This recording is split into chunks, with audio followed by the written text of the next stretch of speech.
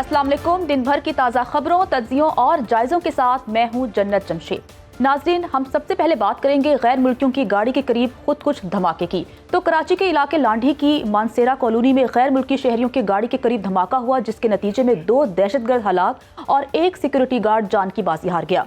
1 security guard समेत 2 अफराद जख्मी भी हुए हैं। तमाम गैर मुल्की शहरी एक्सपोर्ट प्रोसेसिंग जोन जा रहे थे कि नामालूम अफराद ने लांढी की मानसेरा कॉलोनी में गाड़ी को निशाना बनाया, जिसमें 5 जापानी शहरी सवार थे। हमले के नतीजे में तमाम गैर मुल्की शहरी महफूज रहे, जबकि पुलिस के मुताबिक एक दहशतगर्द ने खुद को धमाके से उड़ाया, दूसरा दहशतगर्द पुलिस मुकाबले में मारा गया, जबकि तीसरा फरार होने में कामयाब हो गया। पुलिस के मुताबिक गाड़ी को मोटरसाइकिल सवार बमबार ने निशाना बनाया।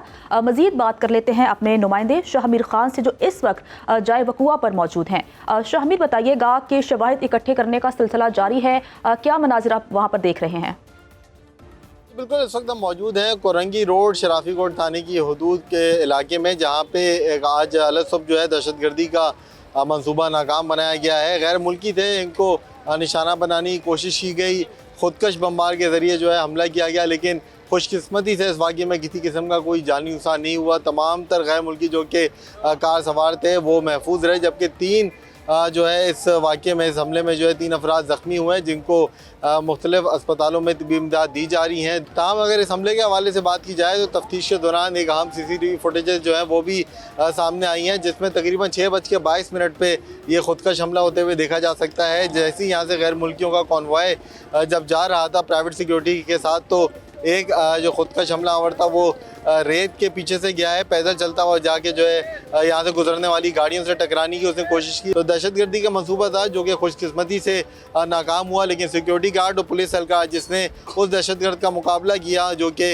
यहाँ अपने खुदकश बमबार साथी के साथ जो है मौजूद था, वो यकीनी तौर पे जो है काबिल तारीफ़ हैं, जिन्होंने दहशतगर्दी के हमले को जो है वो कामयाब नहीं होने दिया, उसको नाकाम बनाया है। जी ठीक है, हमारे नुमाइंदे शाहमीर खान जाए वकुआ पर मौजूद थे और वहाँ से हमें तमाम तर डिटेल्स बता रहे थे। शाहमीर, आपका बहुत शुक्रिया। इस तमाम तर मामले पर बात करने के लिए हमारे साथ ब्यूरो चीफ कराची शुएब बरनी मौजूद हैं, और उनके साथ साथ हमें ज्वाइन किया है ब्रिगेडियर रिटायर्ड हारिस नवाज साहब ने, जो कि दिफाई तज्जियाकार हैं और साबिक निगरान वज़ीर दाखिला सिंध भी रह चुके हैं। आप दोनों का बहुत शुक्रिया। सबसे पहले शुएब, मैं आपकी तरफ आऊँगी। कहिएगा कि तहकीकात का सिलसिला तो शुरू हो चुका है, क्या अभी तक किसी ने जिम्मेदारी कबूल की?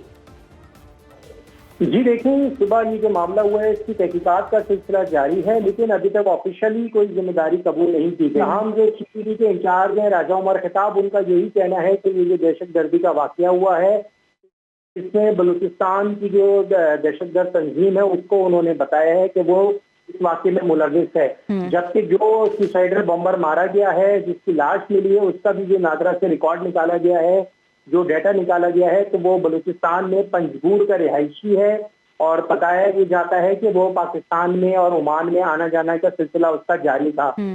इसके हवाले से कुछ कार्ड डॉक्यूमेंट्स भी सामने आए हैं कि दहशतगर्द जो है वहां से किस तरह से आया और उसके बाद उससे किस तरह से ये अटैक किया। ताहम जो दूसरा टेररिस्ट इस वाक़ये में मारा गया है उसकी अभी तक आइडेंटिफिकेशन नहीं हुई है, ठीक है, उसकी अभी तक शनाख्त नहीं हो सकी है। शुएब बरनी हमारे साथ ही रहिएगा।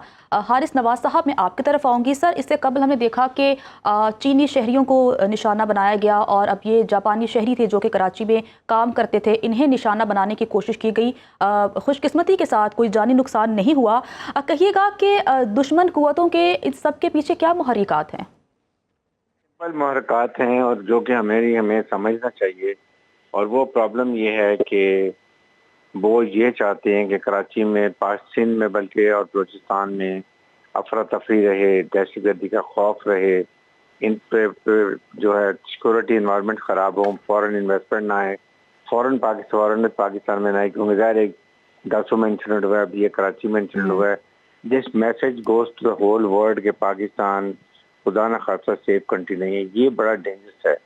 इसके लिए हमारी सिक्योरिटी फोर्सेस को खास तौर पे प्रोविंस ऑफ सिंध और बलूचिस्तान की हुकूमत को इंश्योर करना चाहिए कि फुल प्रूफ सिक्योरिटी हो, ऐसी हो कि कोई भी दहशतगर्द किसी लिहाज से भी किसी फौरन को नुकसान न पहुंचा सके, क्योंकि ये मैसेज दुनिया में चला जाता है कि जी ये Pakistan is not safe for foreign people visiting Pakistan और फॉरेन इन्वेस्टमेंट के लिए, जबकि हम इकोनॉमिकली प्राइम मिनिस्टर, हुकूमत, आर्मी चीफ आर्मी स्टाफ जनाब सिंह, एवरीबॉडी ट्राइंग कि मुल्क में फॉरेन इन्वेस्टमेंट आए। अभी सऊदी डेलीगेशन आया था, फिर उसके बाद वहाँ के असिस्टेंट डिफेंस मिनिस्टर आए थे, आज कल टर्किश डिफेंस मिनिस्टर आए हुए हैं।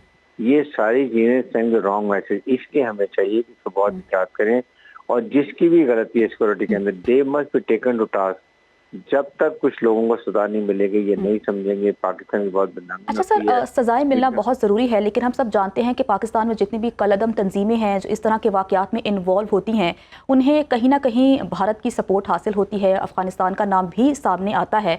तो सिफारती सतह पर यह अब कितना ज़रूरी हो चुका है कि इन ममालिक को बावर करवाया जाए कि वो पाकिस्तान में इस तरह की दहशतगर्दाना कार्रवाइयों को सपोर्ट ना करें। जो पाकिस्तान में जो भी यहाँ पर दहशतगर्दी की कार्रवाई होती है उसमें 100% I have no doubt that Indian government और इंडियन रॉ इसमें शामिल है। They are having their contacts in Pakistan also because we have lot of illegal immigrants. और जहाँ पर लोग ठहरे हैं वहाँ पर उनको बड़ी अच्छी सहूलतकारी भी होती है, प्रोटेक्शन भी मिलती है, रिकॉग्निशन भी मिलती है। इसी तरह अफगानिस्तान में भी रॉ वहाँ पर जैसे जहाँ पर BLA, BLF, DNA, TTP को सपोर्ट करते हैं। हमें अफगान गवर्नमेंट से बात करने की जरूरत है और बड़ी क्लियर इंडिया को वार्निंग देने की जरूरत है। और मैं बार बार कहता हूँ कि अगर ये इंडिया नहीं बात आता, इनकी गुलभूषण जादेव का केस फाइनल करें, इसको जो एग्जीक्यूशन की सजा मिली हुई है वो इसको सजा दें ताकि इनको समझ आए। हम अच्छा कब तक इस तरह खामोश रखेंगे, अपने शहरियों को, अपने फौज के लोगों को शहीद करवाते रहेंगे। अच्छा सर, बिल्कुल सर, बात मुकम्मल करें। और सेकंड, इस्लामाबाद में हमारे सारे एम्बेसडर हैं दुनिया के, फॉरेन ऑफिस को, इंटीरियर मिनिस्ट्री को उनको ब्रीफ करना चाहिए, बताना चाहिए कि इंडिया किस तरीके से पाकिस्तान में फाइनेंशियल एंड फिजिकल टेररिज्म कर रहा है, जिसके लिए पाकिस्तान को बहुत नुकसान हो रहा है। इंडिया को रेन डालने की जरूरत है, अमेरिका को बताने की जरूरत, जो इसको एज ए प्रॉक्सी इंडिया को यूज करते हैं चाइना के खिलाफ और पाकिस्तान के खिलाफ, ये कामों में स्टेप लेने की बहुत जरूरत है। अच्छा सर, 2022 में कलअदम तहरीक तालिबान पाकिस्तान के साथ जंग बंदी का मुआहिदा ख़त्म हुआ है, उसके बाद से पाकिस्तान में दहशतगर्दाना कार्रवाइयों में इजाफा हुआ है। तो TTP के हवाले से आप क्या मौक़िफ़ रखते हैं कि क्या उनके साथ मुज़ाकरात होने चाहिए या फिर उनका भी डटकर मुकाबला करना पड़ेगा? किसी हालत में भी इस टेररिस्ट ऑर्गेनाइजेशन से मुज़ाकरात नहीं करने चाहिए। जो रेट ऑफ पाकिस्तान को नहीं मानते, हमें उनसे बड़ी सख्ती से निपटने की जरूरत है। उन्होंने हमारे फौजी शहीद किए हैं, उन्होंने हमारे सिविलियन शहीद किए हैं। So we have to sort them out. हमें मुज़ाकरात करने की जरूरत है अफगान तालिबान से। हमें उनको ये कहने की जरूरत है कि आपने कमिटमेंट की थी दोहा एग्रीमेंट में कि आपकी सरजमीन किसी टेररिस्ट को इजाजत नहीं होगी कि वो इस्तेमाल करे अपने नेबर्स के खिलाफ। आप वो अपनी कमिटमेंट पूरी करें। हम उनकी हर किस्म की मदद करते हैं अफगान तालिबान इंटरिम गवर्नमेंट की, but they are not doing anything. इनकी आइडियोलॉजी और TTP की एक आइडियोलॉजी है, ये हमें उनको वार्निंग देने की जरूरत है, वरना जहाँ भी उनकी कॉन्फ्रंटेशन हमें एयर स्ट्राइक करनी चाहिए। बिल्कुल सर, हुकूमती सतह पर भी यही फैसला हुआ है कि मुज़ाकरात नहीं होंगे, इन तमाम अनासिर का खात्मा ही किया जाएगा। शुएब बर्नी, मैं आपकी तरफ आऊँगी कि यह अफसोसनाक वाक़या पेश आया। क्या पहले से जो कानून नाफिज करने वाले इदारे हैं वो हाई अलर्ट थे या उनको इन्फॉर्मेशन थी इस तरह के किसी भी वाक़े की?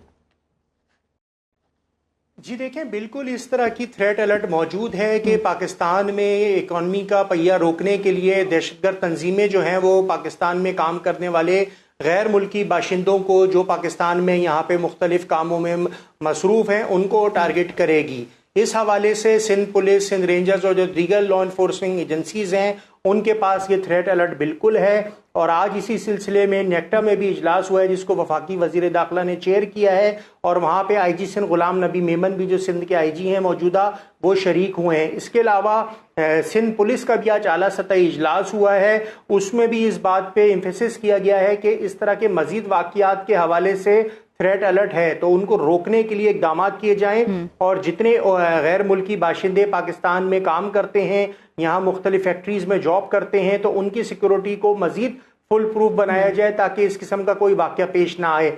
आज भी ये अल्लाह ताला का करना बहुत अच्छा है कि कोई गैर मुल्की बाशिंदा नुकसान से महफूज रहा है और जो उनके साथ मौजूद जो गार्ड्स थे उन्होंने बरवक्त कार्रवाई करी और वहाँ पे करीब में शराफी गोट थाने की एक पुलिस मोबाइल खड़ी थी, उनके एहलकार मौजूद थे, उन्होंने फौरी रिस्पॉन्ड किया। गैर मुल्कियों की सिक्योरिटी को बढ़ा दिया गया है और अच्छी बात यह है कि आज किसी भी गैर मुल्की को कोई नुकसान नहीं पहुंचा। हमारे साथ शुएब बर्नी, ब्यूरो चीफ कराची, और उनके साथ मौजूद थे डायरेक्टर हारिस नवाज साहब और दोनों मेहमानों का बहुत शुक्रिया।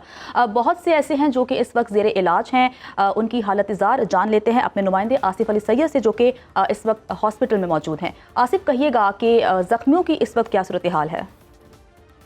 आज सुबह एक वाक़या हुआ था लांडी मानसेरा कॉलोनी पर, जहां पर गैर मुल्कियों को ले जाने वाली गाड़ी पर पहले फायरिंग की गई, उसके बाद एक खुदकश हमला किया गया जिसमें 2 सिक्योरिटी गार्ड और एक राहगीर जख्मी हुआ था, जिनको जिन्ना अस्पताल लाया गया था। जिन्ना अस्पताल में दौरान इलाज एक सिक्योरिटी गार्ड नूर मोहम्मद जख्मों की ताब ना लाते हुए जहाँ बाक हो गया था, जबकि 2 जख्मी जिन्ना अस्पताल में ज़ेर इलाज हैं। डॉक्टरों का ये कहना है कि जो जख्मी हुए थे उनको जो इंजरीज हुई थी वो गोलियां लगने से भी हुई थी, और जो धमाका हुआ था उसके कुछ टुकड़े लगे थे लोहे के, और जो खुदकश हमलावर ने जैकेट पहनी होती है उसके अंदर जो स्टील की जो पैलेट्स होती हैं वो भी लगी थी, जिससे उनको काफ़ी ज़ख्म हुए थे। इसमें जो नूर मोहम्मद जो शहीद हुए इस वाक़े में सिक्योरिटी गार्ड, ये सांगड़ के रिहायशी हैं। इनके एक ही औलाद है जो कुछ दिन कबल उसकी विलादत हुई थी, और वो ईद पर भी अपने घर नहीं जा सके थे ड्यूटी की वजह से, और गुज़िश्ता बताते हैं कि 3 साल से वो इन गैर मुल्कियों के साथ सिक्योरिटी ड्यूटी अपनी अंजाम दे रहे थे। जी ठीक है, आसिफ अली सैयद हमारे साथ मौजूद थे। आसिफ, आपका बहुत शुक्रिया। कानून नाफिज करने वाले इदारे इस तमाम तर मामले की तहकीक कर रहे हैं, और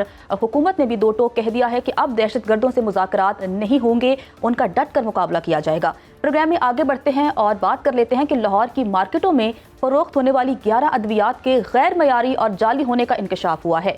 ड्रग टेस्टिंग लेबॉर्ट्री की रिपोर्ट में इंकशाफ हुआ कि लाहौर में मुख्तलिफ फार्मेसी पर बांझपन के इलाज में इस्तेमाल होने वाली अद्वियात, जख्मों पर लगाने वाली मेडिसन और 4 इंजेक्शंस में ख़तरनाक किस्म के ज़रात पाए गए हैं। ये इंजेक्शंस मुख्तलिफ सर्जरीज के दौरान और मरगी के दौरों के लिए इस्तेमाल किए जाते हैं, जबकि इसके अलावा 4 मुख्तलिफ ब्रांड्स के सिरप्स भी गैर मयारी होने का इंकशाफ हुआ है। डायरेक्टोरेट ऑफ ड्रग कंट्रोल के मुताबिक मार्केट से गैर मयारी अद्वियात को फौरी हटाने का हुक्म सादिर किया गया। इनमें से 9 अद्वियात लाहौर जबकि 2 गैर मयारी अद्वियात कराची में तैयार की जा रही हैं। इसी पर ही बात करने के लिए हमारे साथ मौजूद हैं नूर मेहर साहब, जो कि हैं सदर ड्रग लॉयर्स फोरम के। नूर मेहर साहब, बहुत शुक्रिया दिन भर को वक्त देने के लिए। सर, इससे कबल हमने 2 दिन कबल ही गालिबन खबर की थी कि जो खांसी का सिरप है उसमें भी ऐसे जो है ज़रात मौजूद हैं जो कि किसी के लिए भी जानलेवा साबित हो सकते हैं, और आज इस तरह की खबर आना कि अद्वियात हैं जहां पर अगर वो इस्तेमाल की जाएं तो किसी की भी जान जा सकती है। अद्वियात को तो इस्तेमाल ही किया जाता है जान बचाने के लिए, लेकिन पाकिस्तान में तो अद्वियात ही लोगों की जान ले रही है। किसकी कोताही है ये?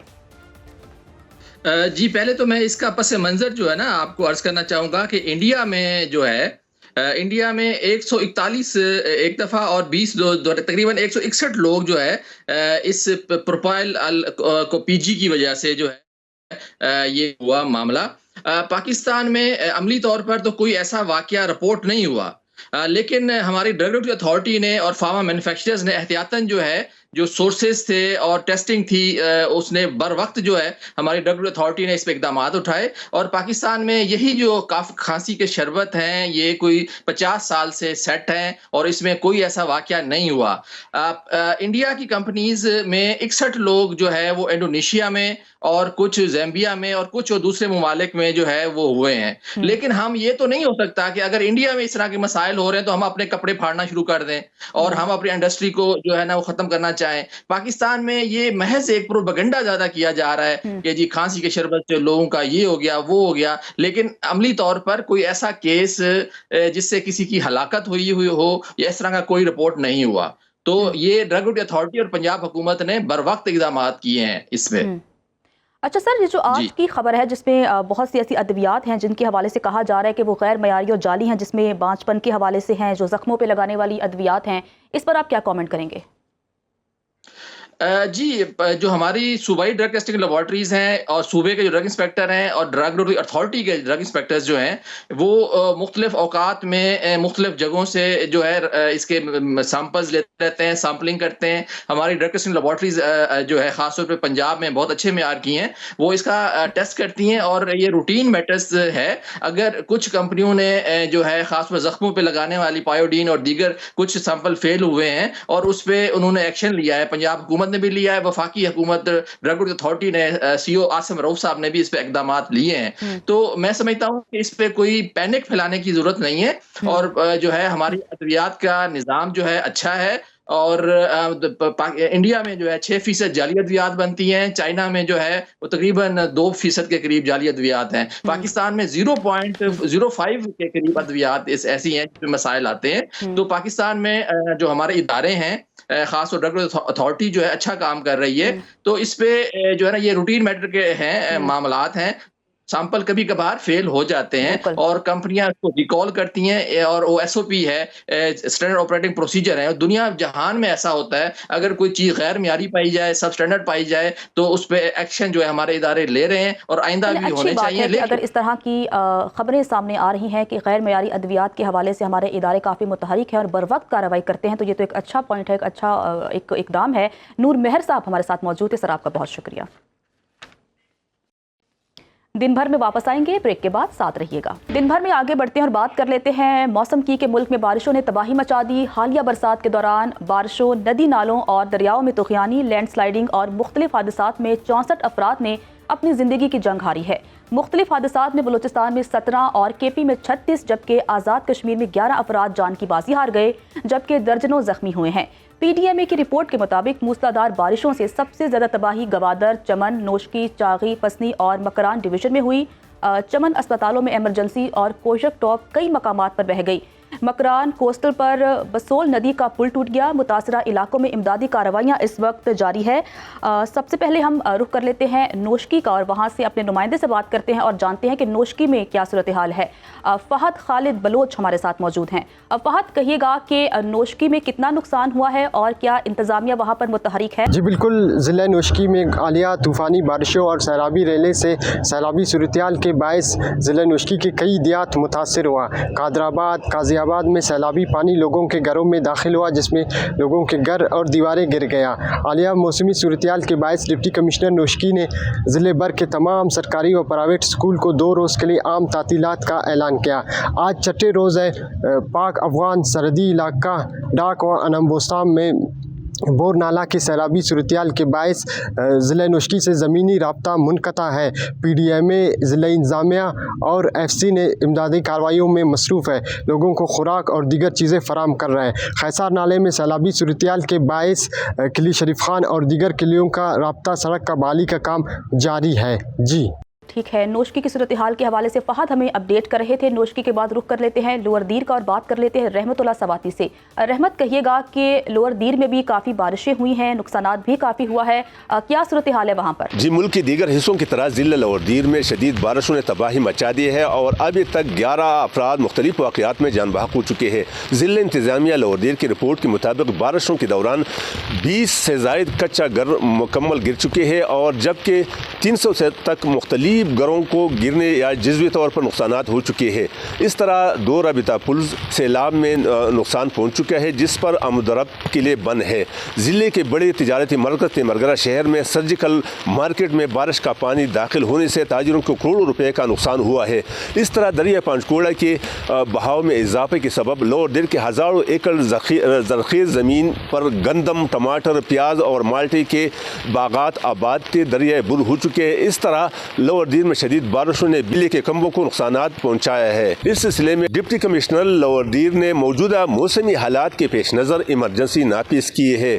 तमाम महकमे के अफसरान स्टाफ को अलर्ट रहने की हिदायत जारी की है। जी, आज़ाद कश्मीर में भी बारिशों का सिलसिला जारी है, लैंड स्लाइडिंग के खदशात वहाँ पर हैं, वहाँ पर क्या सूरत हाल है, बात कर लेते हैं कामरान मुगल से।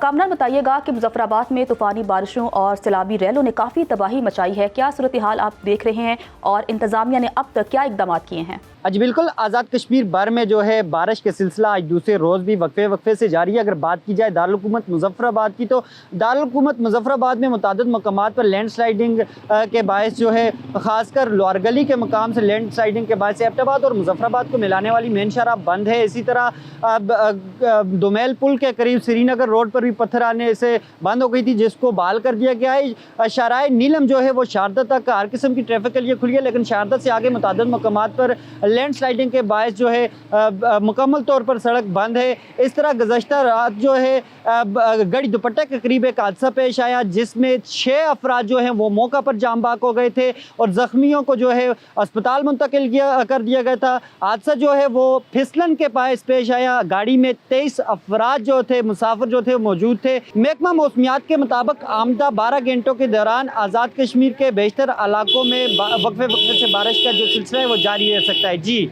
कोयटा में भी बारिशों का सिलसिला जारी है जिसकी वजह से वहां पर भी काफ़ी नुकसानात रिपोर्ट हुआ है।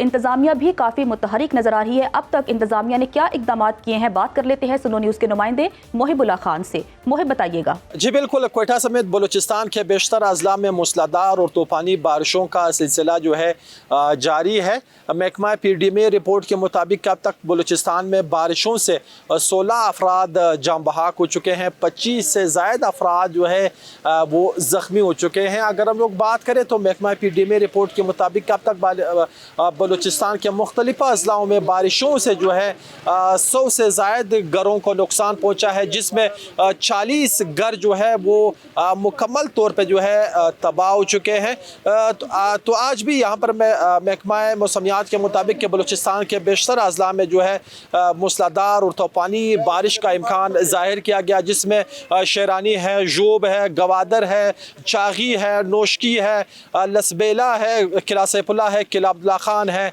चमन है समेत जो दूसरे अजला हैं, आज भी मूसलाधार बारिश का इम्कान ज़ाहिर किया गया है। यहाँ पर जो रेस्क्यू ऑपरेशन है, ज़िले इंतज़ामिया है, महकमा PDMA है, उनका लोगों को रिलीफ देने का और रेस्क्यू ऑपरेशन का जो सिलसिला है वो भी जारी है। जी ठीक है, मोहिब हमें कोयटा की सूरत हाल के हवाले से अपडेट कर रहे थे कि इंतजामिया तमाम तर इकदाम करने की कोशिश कर रही है। जिला फैसलाबाद के सरकारी स्कूलों में असातिज़ा की किल्लत से बच्चों का मुस्तकबिल दाव पर लग गया है। सरकारी स्कूलों में असातिज़ा की कमी के हवाले से सुनो न्यूज़ को रिपोर्ट मौसूल हुई। रिपोर्ट के मुताबिक फैसलाबाद के सरकारी स्कूलों में 6253 सीटें खाली हैं, जबकि फैसलाबाद प्राइमरी स्कूलों में टीचर्स की 2822, जबकि एलिमेंट्री स्कूलों में 1777 असातिज़ा की सीटें खाली पड़ी हैं, जबकि सेकेंडरी स्कूलों में 894 और सब्जेक्ट स्पेशलिस्ट असातिज़ा की 437 आसामियाँ खाली पड़ी हैं। इतने बड़े पैमाने पर बगैर असातिज़ा चलने वाले स्कूलों में स्टूडेंट्स का मुस्तकबिल तारीख होने का खदशा पैदा हो चुका है। ज़िला भर में हेड मास्टर्स या प्रिंसिपल की भी 321 सीटें खाली हैं। वहाँ के जो अवाम हैं उनका इस पर क्या कहना है, क्या रद्द-ए-अमल है, किन मुश्किलात का सामना है, आइए वो जान लेते हैं। हमारा यहाँ पर एक है क्लास वो 100 अटेंड कर रहा होता है, तो बताएं बच्चे कैसे यहाँ स्टडी करेंगे। जो हमारे मुल्क का सिस्टम है, निज़ाम है तलीम, वो भी कुछ कहने के ज़्यादा मिच्योर नहीं है। 1000 बच्चों के स्कूल में तकरीबन कोई 10 या 15 टीचर होते हैं। एक टीचर ऑलमोस्ट 100 बच्चों को हैंडल कर रहा होता है। हमारे बच्चों की तलीम का मसला बना हुआ है। टीचर जो सीटें नहीं है, अपना वो सीटें खाली है, उधर टीचर लाएं। बहुत सारी एजुकेटर्स की जॉब हैं जो अभी तक ना अनाउंस नहीं हुई, 5 साल हो गए हैं।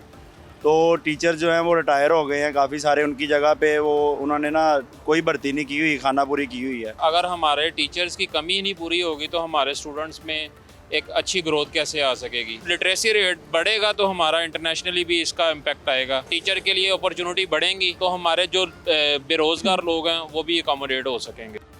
अगर हम हुकूमत की बात करें तो वो दावा करती है कि तालीम उनकी पहली तरजीह है, लेकिन अमली तौर पर ऐसा होता हुआ नज़र नहीं आता। इसी तमाम तर मामले पर बात करने के लिए हमारे साथ ब्यूरो चीफ फैसलाबाद शहरोज़ इबाद मौजूद हैं और इनके साथ हमें ज्वाइन किया है CEO एजुकेशन फैसलाबाद काशिफ ज़िया साहब ने। आप दोनों मेहमानों का बहुत शुक्रिया। सबसे पहले काशिफ ज़िया साहब, मैं आपकी तरफ आऊँगी। सर, दावे बहुत बड़े बड़े किए जाते हैं हुकूमतों की जानिब से भी, और अगर हम महकमा तालीम की बात करें तो वो भी बड़े दावे करती है कि फोकस हमारा है, लेकिन अमली तौर पर अगर टीचर्स ही नहीं होंगे तो बच्चों को पढ़ाएगा कौन? ऐसा क्यों है? नहीं, अब इसमें यकीनन शॉर्टेज तो ज़रूर है क्योंकि 2018 के बाद टीचर्स की अपॉइंटमेंट नहीं हो सकी। लेकिन ये है कि जैसे कि सुन रहे होंगे गवर्नमेंट स्पेशलाइजेशन करने जा रही है, जहाँ पर टीचर्स सरप्लस हैं और जहाँ पर ज़्यादा कमी है वहाँ पर उनको शिफ्ट कराया जा रहा है। और उसके बाद फिर ये है कि हायरिंग भी गवर्नमेंट करने जा रही है। तो इसमें यकीनन गवर्नमेंट की जो पॉलिसीज़ हैं वो आपके सामने हैं और गवर्नमेंट चाह रही है कि बच्चों को हर तरह की सहूलियात दी जा सकें। तो फैसलाबाद के अंदर भी अल्हम्दुलिल्लाह काफ़ी हद तक इसमें जो स्कूल्स हैं, बड़े स्कूल हैं, वहाँ स्टाफ है और जहाँ पे कमी है कुछ अपने तौर पर भी हम स्कूल काउंसिल के जरिए भी लोगों को अपॉइंट करके इस कमी को हमने पूरा किया हुआ है। और गवर्नमेंट से भी हम भी रिक्वेस्ट हमारी होती है कि इस प्रोसेस को जल्द से जल्द किया जाए ताकि रैशनलाइजेशन भी हो और साथ उसके बाद जरूरत के मुताबिक इनकी अपॉइंटमेंट्स भी हो। अच्छा सर, 6,253 सीटें सरकारी स्कूलों में खाली हैं इस वक्त। जैसा कि आप कह रहे हैं कि हम कोशिश कर रहे हैं, हुकूमत से भी बात कर रहे हैं, लेकिन अभी तक इस तमाम तर मामले पर कोई पेशरफ्त हो सकी? इंटरव्यू शुरू हुए? नहीं, अभी तो प्रोसेस के अंदर है। फैसलाबाद तो क्योंकि ये सारी की सारी जो इनिशिएटिव इस सिलसिले में होता है वो गवर्नमेंट की तरफ से ही होता है। तो गवर्नमेंट लेवल पर वो अपने सारे का डेटा उन्होंने कलेक्ट कर लिया है। अब उम्मीद हम करते हैं इंशाल्लाह ताला जल्द इस प्रोसेस स्टार्ट हो जाएगा। चलिए, आप ये कह रहे हैं कि अब हुकूमत ने इस तमाम तर मामले को आगे लेकर जाना है। अच्छा शहरोज, बताइएगा कि जिस तरह से काशिफ ज़िया साहब कह रहे हैं कि हुकूमत ने ही इस मामले को आगे लेकर जाना है और हुकूमत के सामने तमाम तर हमने तहफ़्फ़ुज़ात रख दिए हैं, आपके पास इस हवाले से क्या खबर है कि क्या हुकूमत संजीदा है इस मामले में? देखें, सीओ साहब बिल्कुल अपनी जगह पे ठीक कह रहे होंगे, क्योंकि गुज़श्ता 5 साल से ये सारा इशू चलता आ रहा है और फैसलाबाद के मुख्तलिफ स्कूलों में 6,000 से ज़ायद असातिज़ा